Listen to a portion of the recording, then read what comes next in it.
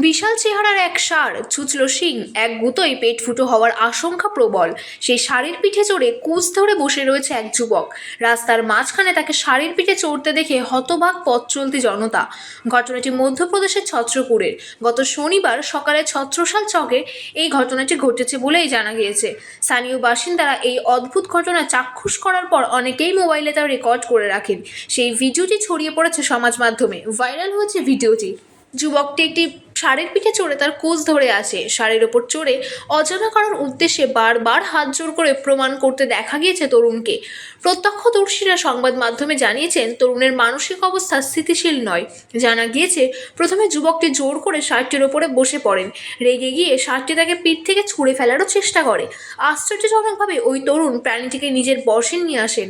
তার পিঠে আদর করতে ষাঁড়টি তরুণের কাছে আত্মসমর্পণ করে। স্থানীয়রা যুবককে প্রাণীটির পিঠ নেমে যাওয়ার জন্য বারবার বোঝানোর চেষ্টা করেন, কারণ ষাঁড়ের মেজাজ যে কোনো সময় বিগড়ে যেতে পারে। তরুণও একগুঁয়ে, বহুবার অনুরোধ করা সত্ত্বেও তাকে ষাঁড়ের পিঠ থেকে নামানো সম্ভব হয়নি। এলাকার প্রাক্তন কাউন্সিলর এসেও যুবককে নিরস্ত করতে পারেননি।